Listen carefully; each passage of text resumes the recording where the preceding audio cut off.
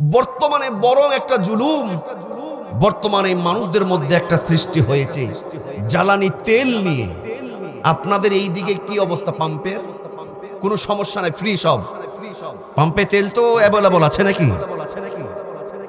কিছু কিছু পাবলিকের জন্য খুব গভীর মনোযোগ দিবেন। এই জ্বালানি তেল আজকে একজন ভাই পাচ্ছে না, আর একজন পাচ্ছে না, কে পেল না সেটা দেখার দরকার নাই। ওই লিটার লিটার জারকিন নিজের চোখের তলে মজুদ করে রাখছে। এই রকম পাবলিক আছে না নাই? টকশোগুলো দেখবেন, এমপি মন্ত্রীরা তো অনেকগুলো কারণ বলছে এই জ্বালানি তেলের দাম বাড়ানোর। অনেকগুলো কারণের মধ্যে এটাও কিন্তু একটা কারণ। সেটা কারণ কি জানেন? আপনাই খালি চিন্তা করছেন, খালি যে রাষ্ট্রভবনে যারা রয়েছে, পার্লামেন্টে যারা রয়েছে, জ্বালানি তেলের দাম বাড়ালো, শুধু তাদেরকে আমরা পারলে গাল দিয়ে ধুয়ে ফেলি। কিন্তু জ্বালানি যে তেলের দাম বেড়েছে, মানুষের যে কি সংকট তৈরি হয়েছে, শুধু তেলের দাম না, এখন দেখবেন সব কিছুর দাম বাড়বে। তেলের দাম, গ্যাসের দাম, রেডি থাকেন, কিছুদিনের মধ্যে বিদ্যুতেরও দাম বাড়বে। আপনার কৃষক ভাইদের সারের দাম বেড়ে যাবে, সবজির দাম বাড়বে। সবকিছু এই জ্বালানি তেলের উপরে কিন্তু নির্ভরশীল। কথা বলুন ঠিক না বেটি?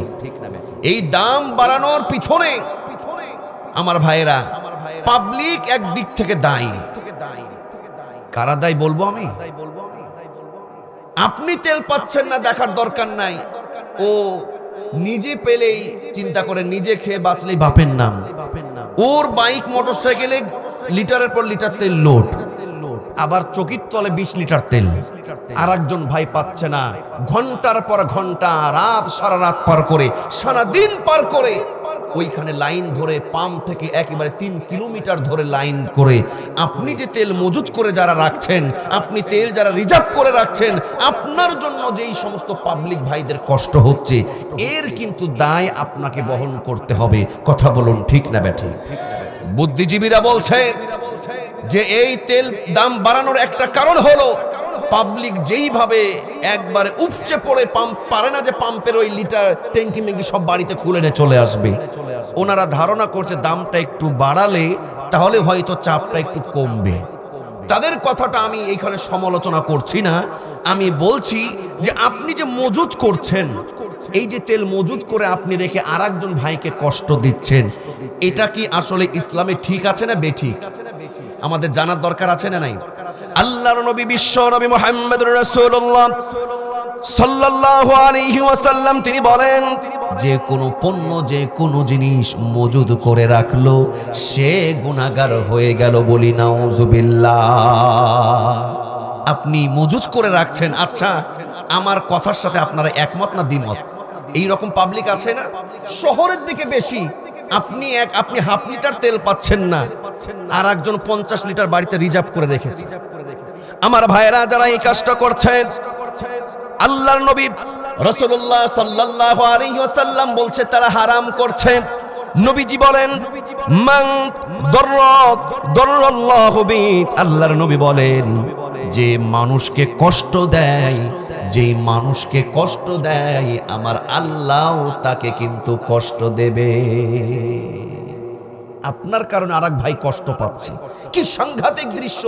যারা দেখেছেন, বিশেষ করে যারা বিভিন্ন গাড়ি ঘোড়া চালান, মোটরসাইকেল চালান, আপনারা দেখেন না যে সারা রাত মোটরসাইকেল রেখে থুয়ে বাড়িতে ঘুমাতে হচ্ছে। কথা বলুন ঠিক না বেঠিক? কিন্তু অনেক যুবক আছে যে নিজের বউয়ের চাইতে এই মোটরসাইকেলকে বেশি মহব্বত করত। উপায় নাই, আজকে বাইকটাকে বাড়িতে রাখতে পারছে, সারা রাত ফেলে তুতে হচ্ছে। আমি নিজের সাক্ষী, আমার গাড়িতে মোটরসাইকেলে তেল আছে। আমার ভাইয়েরা, এমন রাস্তার মধ্যে বিপদে পড়েছি, কথা শুনে আমি অবাক। আমি আমার গাড়ি থেকে, আমি তেলের লাইন থেকে, আমি সেই পাইপ টেনে আমি ওইখান থেকে আমি ওকে উদ্ধার করেছি।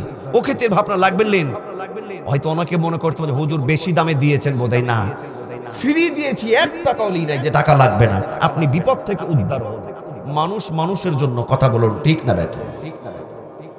কিন্তু যারা আজকে মজুদ করে রাখছে, যারা আজকে অপর ভাইকে কষ্ট দিচ্ছে, আপনার পাম্পের লোকের সাথে সম্পর্ক আছে, নেতার সাথে সম্পর্ক আছে, আপনি নেতাকে ফোন দিয়ে দিচ্ছেন, নেতা আমার কর্মী গেল, আমাদের দলের লোক তাই বলে আপনি তার ট্যাঙ্কিটা লোড করে দিচ্ছেন, তাকে লিটারের পর লিটার তেল দিচ্ছেন, কিন্তু আরেকজন দিনমজুর, আরেকজন শ্রমিক, সে আপনার দলের না হতে পারে, আপনার পরিচিত না হতে পারে, কিন্তু তার যে ঘাম ঝরছে, তাকে যে আপনি কষ্ট দিচ্ছেন, কেউ পাবে আর কেউ পাবে না।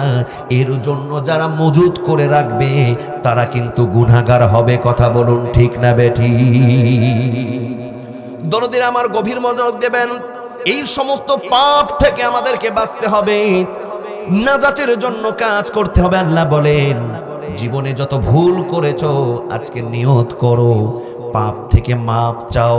ওয়া জান্নাতিন আরদুহাস সামাওয়াতু ওয়াল আরদ, আল্লাহ বলছেন, আর জান্নাতে যাওয়ার প্রতিযোগিতা করো। এই ক্ষমা এবং জান্নাত পাবে তারা। উইদ্দাত লিল মুত্তাকিন,